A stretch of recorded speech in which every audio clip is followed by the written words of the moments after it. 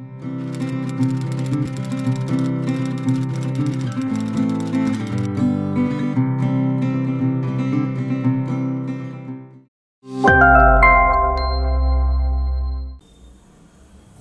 Anandhi. Hi masters, எல்லாருக்குமே வணக்கம். ரொம்ப சந்தோஷமாக இருக்குது. நான் இந்த ப்ரோக்ராமில் இன்வால்வ் ஆகி ஒரு பாகமாக இருக்கேன்.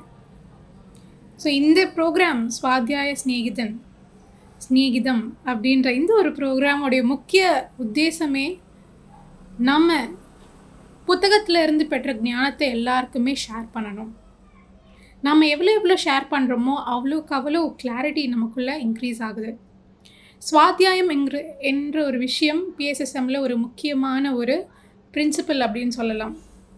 எப்படி நம்ம தியானம் செய்கிறோமோ அதே போல் தினமும் தியானம் செய்வது போல் ஸ்வாத்தியாயமும் நாம் தினமும் செய்ய வேண்டும். சஜ்ஜன சாங்கத்தியமும் தினமும் செய்ய வேண்டும். நம்ம மெடிடேஷனுக்கு எவ்வளோ முக்கியத்துவம் தரோமோ அதே முக்கியத்துவம் ஸ்வாத்தியாயம் மற்றும் சஜ்ஜன சாங்கத்தியத்துக்கும் கொடுக்கணும்.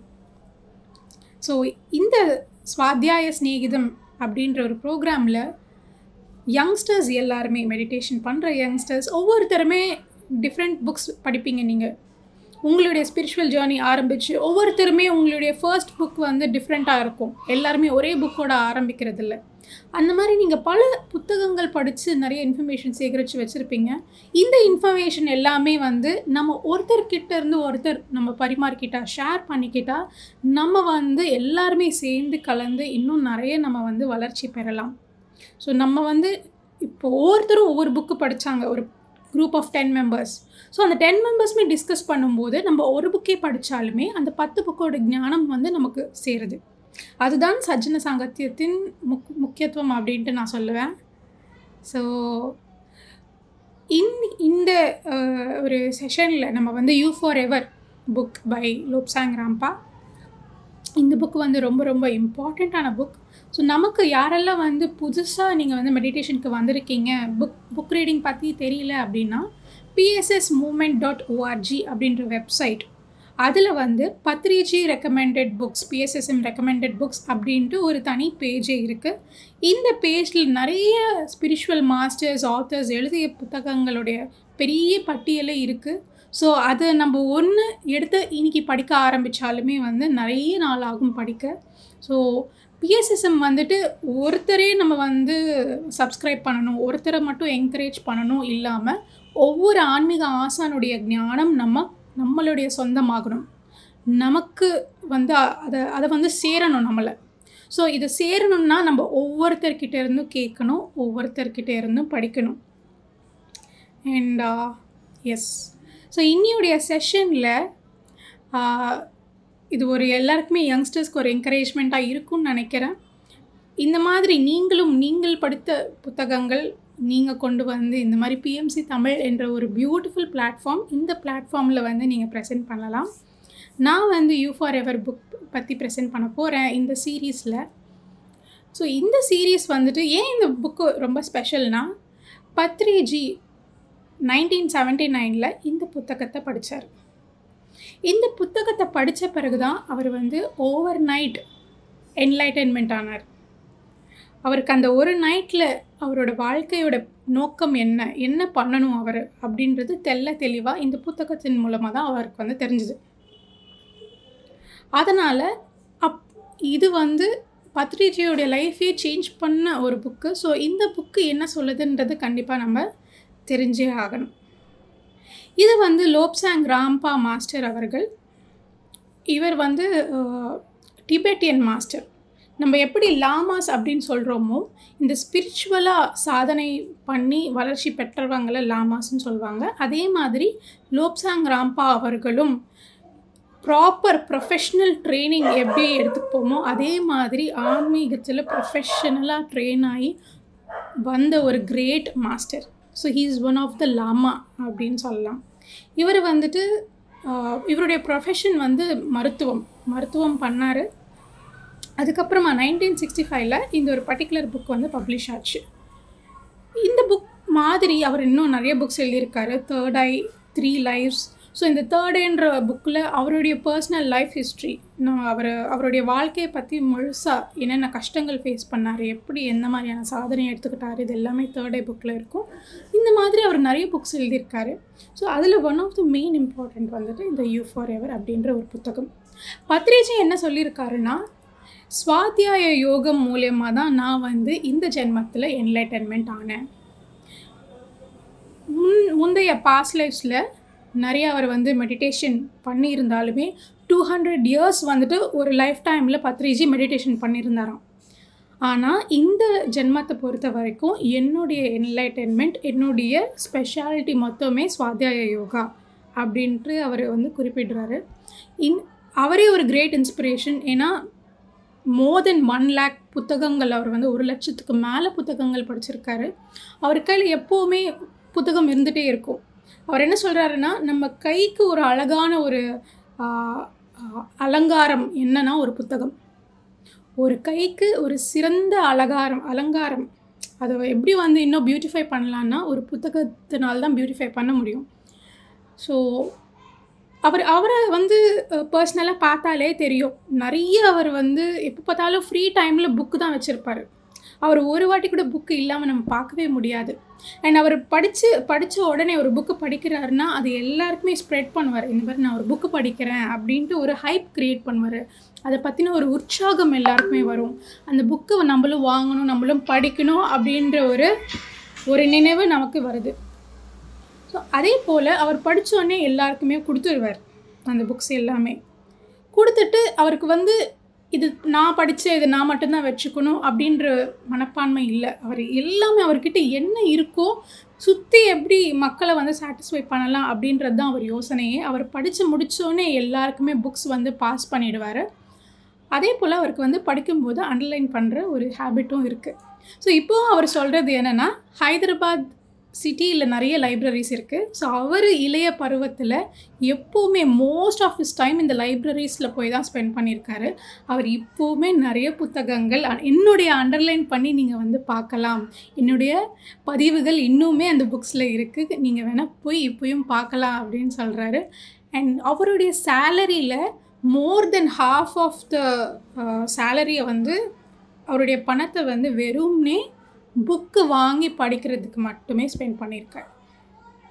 அவர் புக்கு வாங்கி அந்த புக்கு நல்லா இருக்குது அப்படின்னா அது வந்து அவர் சொந்த செலவில் நிறைய புக்ஸ் வாங்கி சுற்றி இருக்கிற பர்சன்ஸ்க்கு எல்லாருக்குமே வந்து அவர் கொடுக்குறது அவருடைய ஹேபிட். அந்த மாதிரி நம்மள எத்தனை பேர் பண்ணுறோம்?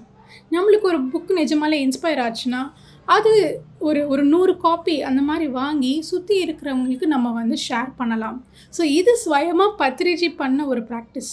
இந்த மாதிரி autobiography of yogi, living with Himalayan masters, இந்த மாதிரி நிறைய புத்தகங்கள் அவர் கையாலேயே நிறைய பேருக்கு கொடுத்துருக்காரு, ரெக்கமெண்ட் பண்ணியிருக்காரு, படிக்க சொல்லியிருக்காரு. ஸோ இதுதான் பத்ரிஜி ஸ்வாத்தியாயத்தை பற்றி குறிப்பிடுற ஒரு இம்பார்ட்டன்ஸ். நாம் வந்து இந்த புத்தகம் என்ன ஸ்பெஷல்னா நிறைய விஷயத்தை நமக்கு சொல்லித்தருது. ஆரானா என்ன, எத்திரிக்னா என்ன, இந்த ஆஸ்ட்ரல் ட்ராவல்னா என்ன மாதிரி விஷயங்கள் நடக்கும் அப்படின்ட்டு ரொம்பவே சயின்டிஃபிக்காக அறிவியல் ரீதியாக கொடுத்துருப்பாங்க. அதுதான் எனக்கு பிடிச்ச ஒரு விஷயம். ஏன்னா வந்து இந்த விஷயம் எல்லாமே அறிவியலுக்கு அப்பாற்பட்டது அப்படின்னு நினச்சிட்ருக்கோம். பட் இந்த மாஸ்டர் எப்படி ஒரு ப்ரொஃபஷ்னலாக சயின்டிஃபிக்காக ஒவ்வொன்றும் தெளிவாக சொல்லியிருக்காரு. ஓரானா என்ன, எத்திரிக்னா என்ன, அப்படி ஒரு சயின்டிஃபிக்காக சொல்லியிருக்காரு. ஸோ நமக்கு கொஞ்சம் சயின்ஸ் தெரியணும் இந்த ஒரு புக்கு படிக்கணுன்னா, அந்த லெவலுக்கு இருக்குது. இந்த புக்கில் முதல்ல என்ன சொல்கிறாங்கன்னா, எல்லா விஷயங்கள்லேயுமே ஜீவம் அப்படின்றது இருக்குது. நம்ம வந்து லிவிங் க்ரீச்சர்ஸ், நான் லிவிங் க்ரீச்சர்ஸ் அப்படின்ட்டு 2 வகையாக பிரிக்கிறோம். ஆனால் இந்த கிளாசிஃபிகேஷன் நாம் வச்சுக்கிட்டது தான். உண்மையில் பார்த்தோன்னா எல்லா விஷயத்துக்குமே ஜீவம் இருக்குது. Everything is living. இந்த டேபிளை பார்த்தீங்கன்னாலும் ஒரு கல்லை பார்த்தீங்கன்னாலும் எல்லா விஷயத்துலையும் நம்ம நடமாடினாதான் ஜீவம் இருக்குது அப்படின்னு நினச்சிட்ருக்கோம். பட் கிடையாது, எல்லாத்துலேயுமே ஜீவன் அப்படின்றது இருக்குது. நான் ஒரு விஷயம் இறந்து போனாலுமே அந்த இறந்த விஷயத்துலேயும் கூட ஜீவன் இருக்குது. முன்ன இருந்த ஜீவன் இல்லாமல் இருக்கலாம், பட் அது ஒரு வேறு டைமென்ஷனில் மாறுது. ஸோ ஒரு டெட் மேட்டர் அப்படின்ற ஒரு விஷயம் நம்ம என்ன சொல்கிறோமோ அதுலேயும் கூட ஜீவன் அப்படின்றது இருக்குது. இந்த எல்லா விஷயங்களுமே நம்மளுடைய கான்ஸ்டன்ட் மோஷனில் இருக்குது, விச் மீன்ஸ் சுற்றிக்கிட்டே இருக்குது. எல்லாமே ஒரு ரொட்டேஷனில் இருக்குது. இந்த ரொட்டேஷனில் இருந்து தான் எலக்ட்ரிசிட்டி அப்படின்றது உருவாகுது. இப்போது ஒரு மேட்டர் இருக்குது அப்படின்னு வச்சுக்கோங்க, ஒரு பதார்த்தம். இந்த பதார்த்தத்தை எப்படி எக்ஸ்பிளைன் பண்ணலான்னா மாலிக்யூல் ரூபமாக எக்ஸ்பிளைன் பண்ணலாம். மாலிக்யூல்னா என்னன்னு கேட்பீங்க. நம்ம அணுக்கள் படிச்சிருக்கோம். ஸோ சில அணுக்களை ஒரு குரூப்பிங் பண்ணால் அதை மாலிக்யூல் அப்படின்ட்டு இங்கிலீஷில் சொல்கிறாங்க. ஸோ இந்த மாலிக்யூல் தான் ஒரு பதார்த்தத்துடைய சின்ன ஒரு பாகம் அப்படின்னு சொல்லலாம். ஸோ பல மாலிக்யூல்ஸ் சேர்ந்து இந்த பதார்த்தம் அப்படின்றது உருவாகுது. இந்த பதார்த்தத்துக்குள்ளே பார்த்தீங்கன்னாலும் எல்லாமே ஒரு ரொட்டேஷனில் இருக்குது, எல்லாமே ஒரு மூமெண்ட்டில் போயிட்டே இருக்குது. ஸோ இந்த விஸ்வத்தில் சின்ன விஷயம் கூட மூமெண்ட்டில் போயிட்டுருக்கு. ஒரு மாலிக்யூல், அந்த மாலிக்யூலுக்குள்ளே என்ன பார்த்தீங்கன்னா அணுக்கள் இருக்கும். இந்த அணுக்களுக்குள்ளே என்ன இருக்குன்னா அதுக்கு ஒரு நடுபாகம் இருக்கும். அதை சுற்றி எலக்ட்ரான்ஸ் அப்படின்றது அதை சுற்றி வந்துட்டே இருக்கும். இந்த அணுவை எப்படி பார்க்கலாம்னா ஒரு சின்ன சோலார் சிஸ்டமுக்கு நம்ம கம்பேர் பண்ணலாம். நம்மள எல்லாருக்குமே சூரிய குடும்பம், சோலார் சிஸ்டம்னா என்னன்னு தெரியும், கரெக்டாக? நடுவில் சூரியன் இருக்குது, அதை சுற்றி கிரகங்கள் சூரியனை சுற்றி வந்துட்டு இருக்கு. அதே போல் ஒரு அணுலையும் பார்த்தீங்கன்னா இங்கே சூரியனுக்கு பதிலாக நடுவில் நியூக்ளியஸ் அப்படின்ற ஒரு பாகம் இருக்குது. இந்த நியூக்ளியஸை சுற்றி பல எலக்ட்ரான்ஸ் சுற்றிட்டு இருக்கு. ஸோ ஒரு கிரகம் எப்படி சூரியனை சுற்றுதோ அதே மாதிரி ஒரு ஆட்டம் நடுபாகம் அதை நியூக்ளியஸ்னு சொல்கிறாங்க. இந்த நியூக்ளியஸை சுற்றி பல எலக்ட்ரான் சுற்றிட்டு இருக்கு. ஸோ ஒரு சின்ன சோலார் சிஸ்டமோட எக்ஸாக்ட் காப்பி அப்படின்னு சொல்லலாம் ஒரு ஆட்டம். ஸோ இந்த மாதிரி ஒரு அணுவிலேயே இவ்வளோ மோஷன் இருக்கிறதுனால ஒவ்வொரு விஷயம், ஒவ்வொரு பதார்த்தமுமே வைப்ரேட் ஆகிட்டுருக்கு, சுற்றிக்கிட்டே இருக்குது, ஒரு மோஷன் மூமெண்ட்டோடு இருக்குது. ஸோ இந்த மூமெண்ட்டில் இருந்து தான் ஜீவம் அப்படின்றது பிறக்குது, பிராணன் அப்படின்றது பிறக்குது. இந்த மூமெண்ட்டில் இருந்து மின்சாரமும் பிறக்குது. ஸோ நம்ம எல்லாருமே இந்த ஹைட்ரோ எலக்ட்ரிக் எனர்ஜி கேள்விப்பட்டிருப்போம். ஸோ எப்படி தண்ணியோட ஓட்டத்தை வச்சு நம்ம அதில் மின்சாரம் எடுக்க முடியலாம், ஏன்னா அந்த மூமெண்ட்டில் இருந்து மின்சாரம் வருது. அதே போல் நம்மளுடைய எல்லா பதார்த்தமுமே சுற்றிட்டே இருக்கிறதுனால அங்கே மின்சாரம் அப்படின்றது ப்ரொடியூஸ் ஆகுது. ஸோ நமக்குள்ள மின்சாரம் இருக்குது.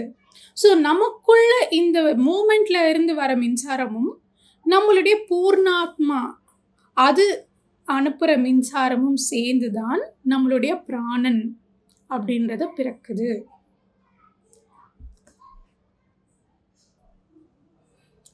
இன்னொரு விஷயம், ஒரு இன்ட்ரெஸ்டிங்கான விஷயம் என்னன்னா, எப்போ நம்ம தேர்ட் ஐ இந்த மாதிரி நம்ம ஸ்பிரிச்சுவல் ப்ராக்டிஸ் நம்ம நிறைய பண்ணுறோமோ, இந்த ட்ரைனிங் எடுத்தவங்க நம்ம மைக்ரோஸ்கோப்பில் தான் இந்த சின்ன சின்ன விஷயம் பார்க்க முடியும் அப்படின்ட்டு நினைக்கிறோம். பட் மைக்ரோஸ்கோப் இல்லாமல் கண்கள் மூலமாகவே டைரெக்டாக எல்லா சின்ன சின்ன விஷயங்களையும் நம்ம பார்க்க முடியும். அதுதான் நம்ம தியானத்துக்கான உள்ள ஒரு சக்தி அப்படின்னு சொல்லலாம். எப்போ நம்ம அதுக்கான ட்ரைனிங் எடுக்கிறோமோ சின்ன சின்ன விஷயங்கள் மைக்ரோஸ்கோப் இல்லாமலையும் நம்ம பார்க்க இயலும். அதே போல் நமக்கு நம்ம பூமி இருக்குது, பூமியும் ஒரு வட்டம் தான். ஸோ இந்த வட்டத்தில் நார்த் போல் சவுத் போல் அப்படின்ற ரெண்டு விஷயம் இருக்குது. இந்த நார்த் போல் சவுத் போலில் பார்த்தீங்கன்னா அரோரா லைட்ஸ் அப்படின்னு சொல்லுவாங்க. இந்த அரோரா லைட்ஸ் அப்படின்றது ரொம்ப ஃபேமஸான ஒரு விஷயம். ஸோ இது எப்படி வருதுன்னா எலக்ட்ரோ மேக்னெட்டிக் ரேடியேஷன் அப்படின்னு சொல்லுவாங்க. இந்த ரேடியேஷன் மூலயமா ஒளி அப்படின்றது பிறக்குது. ஸோ அரோரா லைட்ஸ்னு நம்ம நீங்கள் பார்த்தீங்கன்னா புரியும், ஒரு க்ரீனிஷ் லைட் மாதிரி இருக்கும் ஆகாயத்தில். அது ரொம்பவே ஒரு கேப்டிவேட்டிங்காக இருக்கும். அதே போல் நம்மளுடைய பதார்த்தத்தில் இந்த மாலிக்யூல்ஸ் எல்லாமே சுற்றிட்டு இருக்கும்போது அதுக்குமே நார்த் போல் சவுத் போல் இருக்குது. நம்ம பூமிக்கு எப்படி நார்த் போல் சவுத் போல் இருக்கோ இதுக்குமே நார்த் போல் சவுத் போல்னு இருக்குது. ஸோ இதே மாதிரி நம்ம அரோரா லைட்ஸ் எப்படி பூமியில் போல்ஸ் கிட்ட தெரியுதோ அதே மாதிரி நம்மளுடைய மாலிக்யூல்ஸ்லேயும் இந்த மாதிரியான எலக்ட்ரோ மேக்னெட்டிக் ரேடியேஷன்ஸ்ன்றது ரொம்ப சகஜமான ஒரு விஷயம். இன்னொரு விஷயம் என்னன்னா, ஒரு மாலிக்யூல் மட்டும் தனியாக உயிர் வாழ முடியாது. நாம் எப்படி மற்ற ஜீவன்களோட ஆதாரப்பட்டு நம்ம வாழ்கிறோம். இப்போ நாம் இந்த பூமியில் வாழ்கிறோன்னா இந்த பிளான்ட் கிங்டம் இருக்கணும், அனிமல் கிங்டம் இருக்கணும், இது எல்லாமே சப்போர்ட் பண்ணாதான், இந்த நேச்சர் இருந்தால் தான் நம்ம இங்கே உயிர் வாழ முடியும். ஸோ நாம் மட்டும் நம்ம மேலே டிபெண்ட்டாக இல்லை. அதே மாதிரி ஒரே ஒரு மாலிக்யூல் மட்டும் தனிப்பட்ட விதத்தில் வசிக்க முடியாது.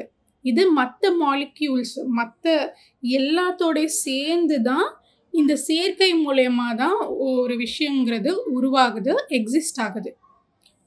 ஸோ இந்த நிறைய விஷயம் ஒரு க்ளோஸாக இருக்கும்போது, டைட்டாக இருக்கும்போது அது நம்ம பதார்த்தம் சாலிட் அப்படின்னு சொல்கிறோம். இதே விஷயம் இப்போது நிறைய மாலிக்யூல் நடுவில் நிறைய கேப் இருக்குது. ஸோ இந்த நிறைய கேப் இருக்கும்போது அது ரொம்ப திக்காக இல்லாமல் ரொம்ப ஒரு ஃப்ளூவிட் டைப்பில் இருக்குது. அதுதான் நம்ம லிக்விட்ஸ் அப்படின்னு சொல்கிறோம். ஸோ இந்த தண்ணீர் ஆகட்டும், மற்ற லிக்விட்ஸ் ஆகட்டும், இது எல்லாமே கூட இந்த மாலிக்யூல்ஸ் நடுவில் ஒரு கேப்புன்றது எப்போ இன்க்ரீஸ் ஆகுதோ அப்போது அது ஒரு ஃப்ளோயிங் கன்சிஸ்டன்சிக்கு வருது. அதே மாதிரி கேஸு.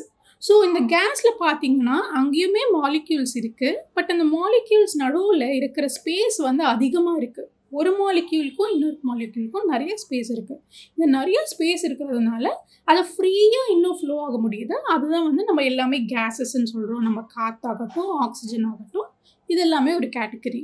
ஸோ இதை பொறுத்து நம்மளுக்கு என்ன புரியுதுன்னா, மாலிக்யூல்ஸ்க்கு நடுவில் எவ்வளோ ஸ்பேஸ் இருக்குது, அந்த ஸ்பேஸை பொறுத்து தான் நமக்கு அது சாலிடாக ஸ்ட்ராங்காக இருக்கா இல்லை லிக்விடாக கேஸா அப்படின்றத நம்ம கேட்டகரைஸ் பண்ணுறோம். அதே மாதிரி நமக்குள்ள சதை இருக்குது, அதே போல் எலும்புகள் இருக்குது.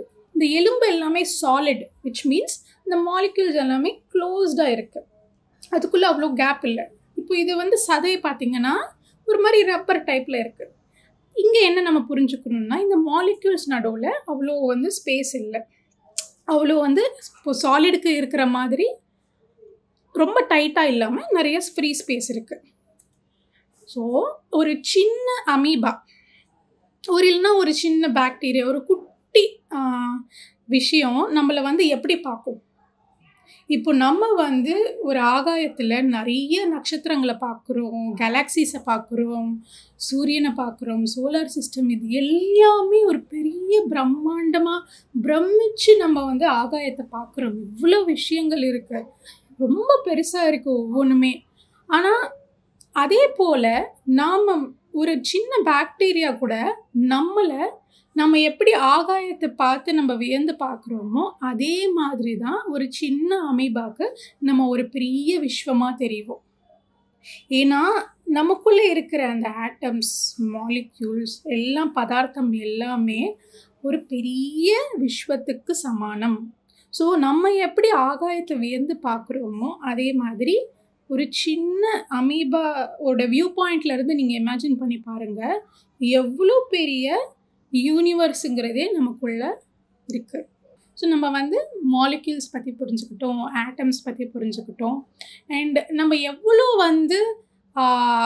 இந்த கேலக்ஸிஸ் சொல்கிறோம், நட்சத்திரங்கள் சொல்கிறோம், எல்லாமே பெருசாக இருக்குது. ஆனால் இந்த பெரிய விஷயம் நடுவில் நிறைய ஸ்பேஸ் இருக்குது. கரெக்டாக எல்லாமே இருக்குது விஸ்வத்தில், ஆனால் நிறைய ஸ்பேஸ் இருக்குது, பிளாக்காக எம்டி ஸ்பேஸ் இருக்குது.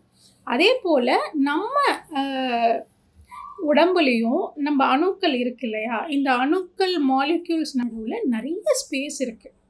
ஸோ நீங்கள் அந்த சோலார் சிஸ்டம் பார்த்தீங்கன்னா நிறைய கேப் இருக்கும். கண்டிப்பாக அந்த ஆர்பிட்ஸ் இருக்கும், சுற்றும் நிறைய கேப் இருக்கும். அதே போல் ஒரு ஆட்டம்னு பார்த்தீங்கன்னா அந்த பதார்த்தம் 1% தான் இருக்கும், அந்த ஸ்பேஸுங்கிறது தான் 99% இருக்குது.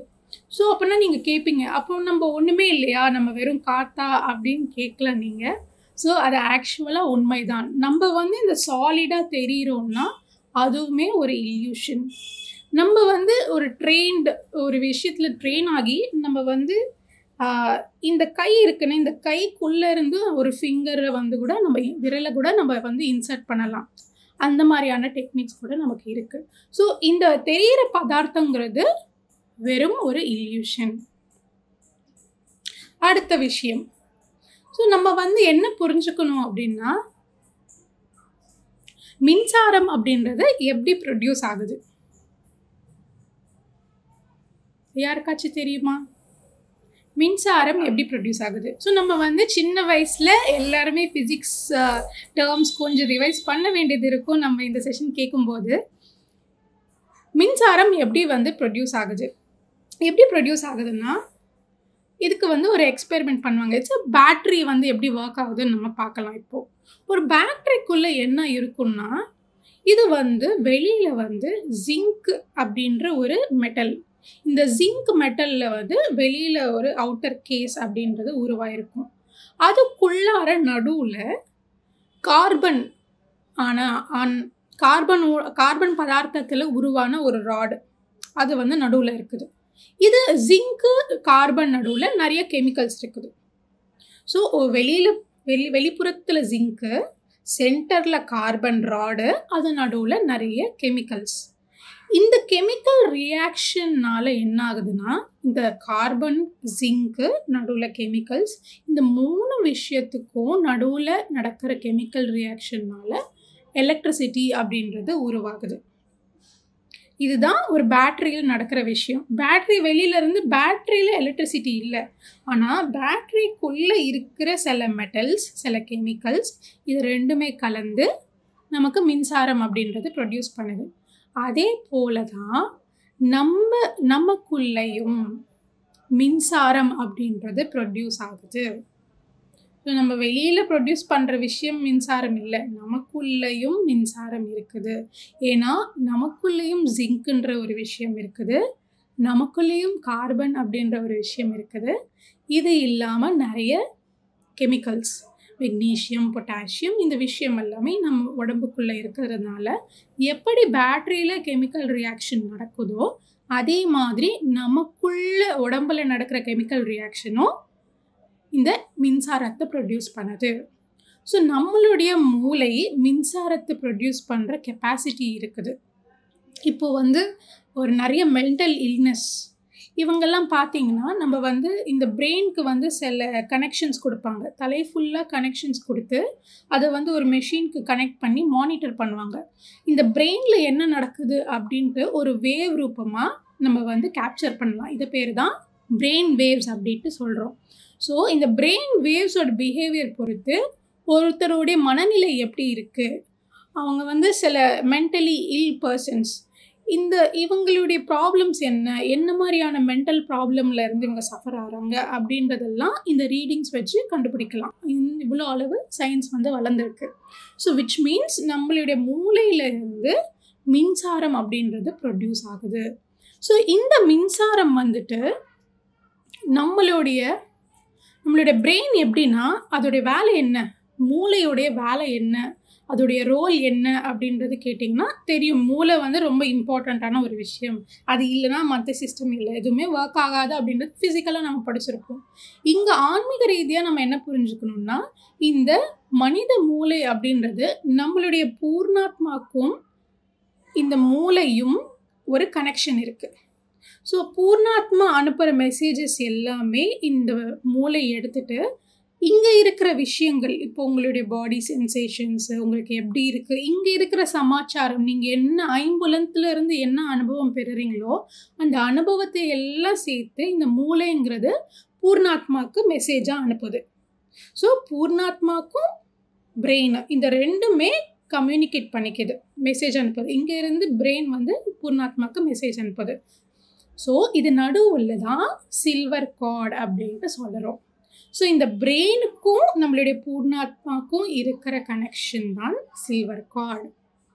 எப்படி நம்ம வந்து தொப்புள் கொடி சொல்கிறோமோ, அம்மாவுக்கும் பிள்ளைக்கும் இருக்கிற உறவு வந்து தொப்புள் கொடி, அதே போல் ஆன்மீகமாக பார்த்திங்கன்னா நம்மளுடைய மூளைக்கும் பூர்ணாத்மாவுக்கும் இருக்கிற அந்த கனெக்ஷன் தான் சில்வர் கார்டு.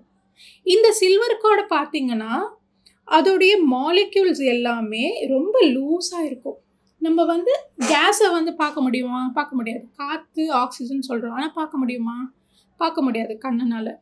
அதே போல் இந்த கேஸை விட இன்னும் நிறைய கேப் இருக்கும் இந்த சில்வர் கார்டில்.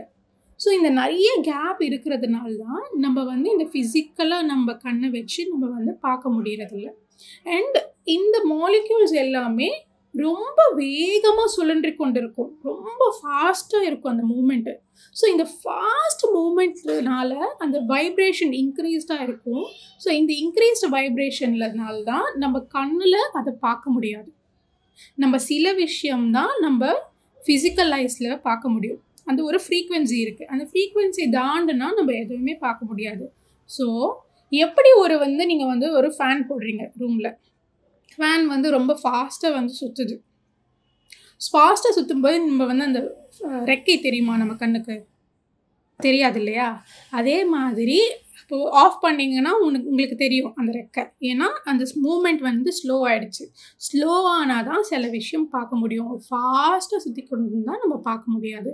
அதே மாதிரி தான் இதுவே ரொம்ப வேகமாக சுற்றி கொண்டு இருக்கிற ஒரு விஷயம்தான் இந்த சில்வர் கார்டு. அதே போல் இந்த ஆஸ்ட்ரல் மேட்டர், எத்திரிக் மேட்டர் இது எல்லாமே கூட இதில் வந்து மாலிக்யூல்ஸுங்கிறது ரொம்ப அதோடைய மாலிக்யூல் நடுவில் நிறைய கேப்புன்றது இருக்கும். ஸோ இந்த காற்றுக்கு எப்படி கேப் இருக்கோ அதே மாதிரி இன்னும் நிறைய கேப் இருக்கும். இந்த மாதிரி கேப் இருக்கிறதுனால தான் நம்ம ஆஸ்ட்ரல் ட்ராவல் பண்ணும்போது நம்ம எந்த பதார்த்தத்துக்குள்ளே இருந்து நம்ம போக முடியும். ஒரு ஆஸ்ட்ரல் பாடிக்கு பார்த்திங்கன்னா எதுவுமே தடை கிடையாது. ஒரு சுவர் தடை கிடையாது, ஒரு தண்ணி தடை கிடையாது, ஒரு நெருப்பு தடை கிடையாது. எதுவுமே அதுக்கு தடையே இல்லை. ஆஸ்ட்ரல் பாடியில் வந்து ஒரு சுவரை கூட கடந்து அதுக்குள்ளே இருந்து போகலாம். எப்படி அந்த சுவருக்குள்ளே இருந்து போகுதுன்னா, அந்த சுவருங்கிறது சாலிடு. அதுக்குள்ளேயும் நிறைய கேப் இருக்குது. எப்படி கேப் இருக்குது? நம்ம வந்து ஸ்பேஸில் வந்து எவ்வளோ வந்து நட்சத்திரங்கள் இருந்தாலும் ஒரு கேப்புன்றது இருக்குது இல்லையா? ஒரு ஸ்பேஸ் இருக்குது இல்லையா? அதே மாதிரி இந்த சுவர்களையும் நிறைய ஸ்பேஸ் இருக்குது. ஸோ இந்த ஸ்பேஸ்க்குள்ளே இருந்து அந்த ஆஸ்ட்ரல் பாடிங்கிறது வெளிவருது. ஏன்னா அதுவுமே ரொம்ப ரொம்ப லைட்டான ஒரு விஷயம். அதுலேயுமே ரொம்ப சில மாலிக்யூல்ஸ் தான் இருக்குது. ஸோ இதுக்கு பின்னாடி இருக்கிற ஒரு சயின்ஸ் அப்படின்ட்டு சொல்லலாம். ஸோ இந்த சில்வர் கார்டை வந்து விலங்குகள் பார்க்க முடியும். இந்த சில்வர் கார்டு மற்றும் ஆரா எல்லாமே விலங்குகளால் பார்க்க முடியும். ஏன்னா விலங்குகளோட ஃப்ரீக்வன்சி வேறு, நம்மளுடைய ஃப்ரீக்வன்சி வேறு. ஸோ நிறைய விஷயத்துக்கு வந்து நாய் வந்து கத்தும். ஏன் கத்தும் தெரியாது. ஏன் ஊளையிடும் நைட்டில்? ஏன்னா அதுக்கு சில விஷயம் தெரியுது. சில ஆஸ்ட்ரல் பாடி தெரியுது, சில எத்திரிக் பாடிஸ் தெரியுது. ஸோ இது தெரியறதுனால தான் அது கத்துது. So animals are capable of seeing aura and silver cord. அதே போல் நம்மளுடைய பூர்ணாத்மா வந்து நம்ம ஃபிசிக்கலாக இருக்கிற இந்த சிஸ்டம்க்கு ஒரு டிரைவர்னு சொல்லலாம், ஒரு கைடுன்னு சொல்லலாம். எப்படி ஒரு ரிமோட் கண்ட்ரோல். நீங்கள் இப்படி ப்ரெஸ் பண்ணிங்கன்னா அங்கே வந்து பொம்மைக்கார் வந்து இப்படி திரும்புமா அப்படி திரும்புமான்னு தெரியும். ஒரு ட்ரோனை வந்து நீங்கள் வந்து ரிமோட்னால கண்ட்ரோல் பண்ணுறீங்க. ஸோ அப்போ கண்ட்ரோலுங்கிறது நம்ம பூர்ணாத்மா கிட்ட இருக்குது. நாம் வெறும் அங்கே இருந்து டைரக்ஷன்ஸ் வருது, அங்கேருந்து மெசேஜஸ் வருது, அதைப்படி தான் நாம் இங்கே நடக்கிறோம். ஸோ இந்த பூர்ணாத்மா தான் நமக்கு வந்து ஒரு டிரைவர் மாதிரி. அண்ட் நிறைய சமாச்சாரம் இப்போ வந்து நம்ம ஒரு சிக்கலில் வந்து தவிச்சிட்ருப்போம், என்ன பண்ணணும்னு தெரியாது, ரொம்ப யோசிப்போம். ஸோ இந்த யோசனையில் இருந்து டக்குன்னு நமக்கு ஒரு சொல்யூஷன் வரும். ஒன்றுமே இல்லை, நம்ம சாதாரணமாக ஒரு வேலை பண்ணிகிட்ருப்போம். ஆனால் அந்த சிக்கலுக்கான சொல்யூஷன் வந்து டக்குன்னு ஒரு நொடியில் வருது. அது எப்படி வந்துச்சுன்னு நமக்கு தெரியாது. ஒரு ஐடியா வரும் டக்குன்னு. அதே மாதிரி இப்போது வந்து ஒரு ஆர்டிஸ்ட் வச்சுக்கோங்க. நீங்கள் மியூசிக்கில் இன்வால்வ் ஆகிருக்கீங்களோ, டான்ஸோ, இந்த மியூசிஷியன்ஸ் டான்ஸஸ் எல்லாருமே கூட க்ரியேட்டிவிட்டிங்கிறது தேவை. இந்த க்ரியேட்டிவிட்டிக்கான இமேஜினேஷன் ஐடியா எங்கே இருந்து வருது? பெரும்பாலான ஃபேமஸான ஆர்டிஸ்ட் எல்லாருக்குமே நீங்கள் வந்து ஆராய்ச்சி பண்ணி பார்த்தீங்கன்னா அந்த மெசேஜஸ் எல்லாமே அந்த இன்ஸ்பிரேஷன்னு சொல்கிறாங்க இல்லையா? நீங்கள் ஒன்று க்ரியேட் பண்ணணுன்னா உங்களுக்கு இன்ஸ்பிரேஷன் வரணும். ஸோ அந்த இன்ஸ்பிரேஷனுங்கிறது நம்மளுடைய பூர்ணாத்மா மூலமாக வருது. இந்த மூளையானது அந்த பூர்ணாத்மா கிட்டே இருந்து அந்த சந்தேசத்தை வாங்கி அதை தான் வந்து நம்ம இன்ஸ்பிரேஷன் அப்படின்றத சொல்லுறோம். ஸோ பூர்ணாத்மா தான் இந்த மெயின் டிரைவர். நாம் வெறும் ஒரு கருவி அப்படின்றத தான் இங்கே புரிஞ்சுக்கணும். ஸோ நம்மளுடைய மனம் எப்படி இருக்குது, நம்மளுடைய மனநிலை எப்படி இருக்குது, நம்ம மூடு சோகமாக இருக்கோமா, சந்தோஷமாக இருக்கோமா, இது எல்லாமே மூளை இங்கேருந்து அனுப்புகிற சமாச்சாரம், நம்மளுடைய ஓவர் செல்ஃப் பூர்ணாத்மா அங்கேருந்து அனுப்புகிற சமாச்சாரத்தை பொறுத்து தான் இது எல்லாமே முடிவாகுது. ஸோ நம்ம வெறுமே இன்ஸ்ட்ருமெண்ட் அப்படின்றது தான் புரிஞ்சுக்கணும். இந்த சில்வர் கார்டுக்கு ஒரு பியூட்டிஃபுல் எக்ஸாம்பிள் சொல்கிறாங்க. என்னென்னா, இப்போது பூமிக்கும் நிலாக்கும் இல்லை அந்த டிஸ்டன்ஸ் நம்ம எப்படி கால்குலேட் பண்ணுறோம். இங்கே சயின்டிஸ்ட் ஒரு இன்ஃப்ராரெட் பீம் அனுப்புகிறாங்க. ஒரு ரேஸ் வச்சுக்கோங்களேன். ரேஸ்னால் எல்லாருக்குமே தெரியும். ஸோ அந்த ரேஸ் நிலாவில் அனுப்பும்போது ஸோ அங்கே இருந்து திருப்பி வர அந்த ரேஸை வச்சு தான் இந்த கால்குலேஷன் அப்படின்றது நடக்குது. அதே போல் தான் அந்த நிலா பூர்ணாத்மா, நம்மளுடைய மூளை இந்த பூமி. ஸோ இந்த மூளையிலேருந்து அந்த ரேஸ் போகிறது தான், இந்த ரேஸ் தான் சில்வர் கார்டு. ஸோ எப்படி அங்கே இருக்கிற சமாச்சாரம் தெரிஞ்சுக்கிற ஒரு ரேஸ் மூலயமா, அதே மாதிரி சில்வர் கார்டும் ஒரு இன்ஃப்ராரெட் ரேஸ், ஒரு பீம் ஆஃப் லைட் அப்படின்ட்டு நம்ம இமேஜின் பண்ணிக்கலாம். ஸோ நம்ம இந்த பூமியில் இருக்கும்போது ஒவ்வொரு நல்ல விஷயத்துக்குமே நம்மளுடைய ஸ்பிரிச்சுவல் வைப்ரேஷனுங்கிறது இன்க்ரீஸ் ஆகுது. த ரேட் ஆஃப் வைப்ரேஷன் ஒவ்வொரு பணிக்குமே இன்க்ரீஸ் ஆகும். ஸோ எவ்வளோ நம்ம நல்லது பண்ணுறோம், எவ்வளோ நம்ம நன்மை பண்ணுறோம், நம்ம பண்ணுற விஷயத்தினால யாருக்குமே எந்த தீங்கும் நடக்கலையோ அப்போது நம்மளுடைய வைப்ரேஷன் இன்க்ரீஸ் ஆகிட்டே இருக்கும். நம்ம எப்போ நம்ம சுயநலத்துக்காக மற்றவங்களை ஹர்ட் பண்ணி அந்த மாதிரியான விஷயங்கள் நம்ம பண்ணுறோமோ அப்போது இந்த பூலோக இந்த ஜேர்னியில் நம்மளுடைய வைப்ரேஷன் கொஞ்சம் கொஞ்சமாக கம்மியாயிட்டே வரும். ஸோ நம்மளுடைய வைப்ரேஷன் எப்படி இருக்குன்றது அது நம்ம கையில் தான் இருக்குது. ஸோ நெக்ஸ்ட் நம்ம மாலிக்யூல்ஸ் பற்றி தெரிஞ்சுக்கிட்டோம். நமக்குள்ளே நாம் ஒரு விஸ்வம் அப்படின்றத புரிஞ்சுக்கிட்டோம். அதே மாதிரி இந்த மின்சாரம் எப்படி நமக்குள்ளே ப்ரொடியூஸ் ஆகுது அப்படின்ட்டு புரிஞ்சுக்கிட்டோம். அதே போல் மூன்றாவது விஷயம் என்னென்னா, எங்கே எல்லாம் மின்சாரம் இருக்குதோ அங்கே ஒரு மின்காந்த சக்தி அப்படின்றது உருவாகுது, which means a magnetic field. So எங்கே எலக்ட்ரிசிட்டி இருக்குதோ அங்கே மேக்னெட்டிக் ஃபீல்டு அப்படின்றது உருவாகுது. இது பேசிக் ஃபிசிக்ஸ் பிரின்சிபல் எல்லாருக்குமே தெரியும்னு நினைக்கிறேன். ஸோ இங்கே நம்ம என்ன புரிஞ்சுக்கணுன்னா, நமக்குள்ள எலக்ட்ரிசிட்டி இருக்குது, அது புரிஞ்சுக்கிட்டோம். அப்படின்னா என்ன அர்த்தம்? அப்போ நமக்குமே ஒரு மேக்னெட்டிக் ஃபீல்டு இருக்குது. இப்போ எப்படி எல்லாருக்குமே ஒரு மேக்னெட்னா புரியும் இல்லையா, ஒரு பார் மேக்னெட். ஸோ அந்த மேக்னெட்டை எல்லா விஷயத்தையும் அட்ராக்ட் பண்ணும். அதே போல் எங்கே நமக்கும் எலக்ட்ரிசிட்டி இருக்குது, அதனால் நமக்குமே ஒரு மேக்னெட்டிக் ஃபீல்டு அப்படின்றது இருக்குது. ஸோ இந்த மேக்னெட்டிக் ஃபீல்டு தான் எத்திரிக் அண்ட் ஆரா அப்படின்ட்டு சொல்கிறோம். நம்ம பாடியில் உருவாகிற மின்சாரத்தினால மேக்னெட்டிக் ஃபீல்டு தான் எத்திரிக் அண்ட் ஆரா. ஸோ இந்த எத்திரிக் பார்த்திங்கன்னா ரொம்ப ஃபாஸ்ட்டாக வைப்ரேட் ஆகிட்ருக்கும், ரொம்ப ஃபாஸ்ட் மூமெண்ட். ஸோ அதனால தான் இந்த எத்திரிக்குமே நம்ம கண்ணுக்கு தெரிகிறதில்ல. ஆனால் எப்போ நீங்கள் அதுக்கான ஒரு சாதனை பண்ணுறீங்கன்னோ இந்த ஃபிசிக்கல் ஐஸ்னால் கண்ணால் எல்லாத்தையும் பார்க்க முடியும், எல்லாத்தையுமே கிரகிக்க முடியும். ஒரு சின்ன இந்த பார் மேக்னெட் எக்ஸ்பெரிமெண்ட் பற்றி எல்லாருமே தெரிஞ்சுருப்பீங்க. நீங்கள் ஸ்கூலில் எல்லாருமே நம்ம படிச்சிருப்போம். அதை நான் திருப்பி சொல்கிறேன். அது என்னென்னா, ஒரு மேக்னெட் இருக்குது. அந்த மேக்னெட் மேலே ஒரு பேப்பர் வைக்கிறீங்க.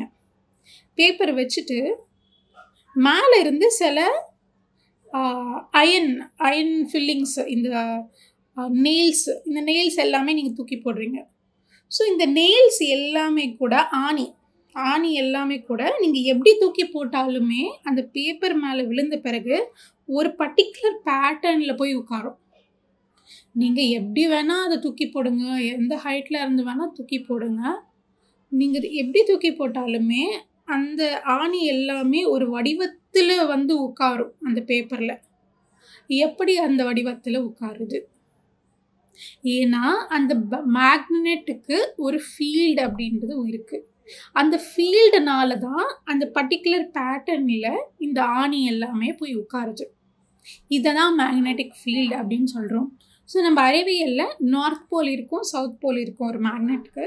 இந்த 2 எண்டில் இருந்து ஒரு எண்டில் இருந்து இன்னொரு எண்டு இந்த லைன்ஸ் அப்படின்றது போகும். ஸோ இதுதான் மேக்னெட்டிக் லைன்ஸ் அப்படின்னு சொல்கிறோம். ஸோ நம்ம ஆராவுமே மேக்னெட்டிக் லைன்ஸ் மாதிரி தான். ஸோ எப்படி நம்மள ஒரு மேக்னெட்டாக நினச்சிக்கோங்க. இங்கே ஒரு நார்த் இருக்குது, கீழே சவுத் இருக்குது. ஸோ இந்த நார்த்தில் இருந்து சவுத்து எப்படி மேக்னெட்டிக் லைன்ஸ் போதோ அதே மாதிரி நமக்குள்ளே இருந்தும் ஒரு உச்சியிலேருந்து இன்னொரு கார்னருக்கு லைன்ஸ் அப்படின்றது போகுது. இதை தான் ஆரா அப்படின்றது சொல்கிறோம். ஸோ நம்மளும் சில விஷயத்தை அட்ராக்ட் பண்ண முடியும். இந்த ஆரா பின்னால் இன்னும் நிறையா சப்ஜெக்ட் அப்படின்றது இருக்குது. அதுக்கு முன்னாடி எத்திரிக்னா என்ன அப்படின்ட்டு புரிஞ்சுக்கலாம். ஸோ இந்த எத்திரிக்குங்கிறது ஆராவோடைய சென்டர் போர்ஷன் அப்படின்னு வைக்கலாம். ஆரா வந்து பெருசாக நம்ம பாடியில் இருந்து ஒரு எக் ஷேப்பில் இருக்கும் வச்சுக்கோங்களேன்.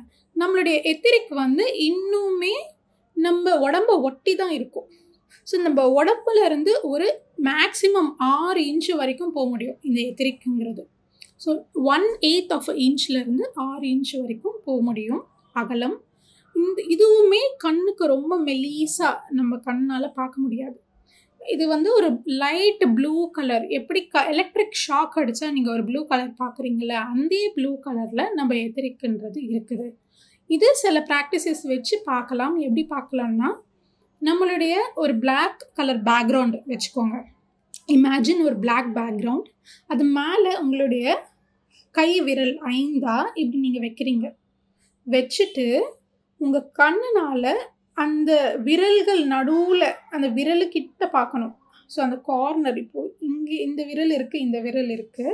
ஸோ உங்கள் கண் பார்வை வந்து ஜஸ்ட்டு அந்த விரல் நடுவில் அப்படியே க்ளோஸாக பார்க்கணும். அந்த விரல்கிட்ட அந்த விரலை டைரெக்டாக பார்க்காம அந்த நடுவில் அந்த ஒரு நேக், அது அந்த ஸ்பேஸில் நடுவில் இருந்து அந்த ஃபிங்கரோட கார்னரை வந்து நீங்கள் பார்க்கணும்.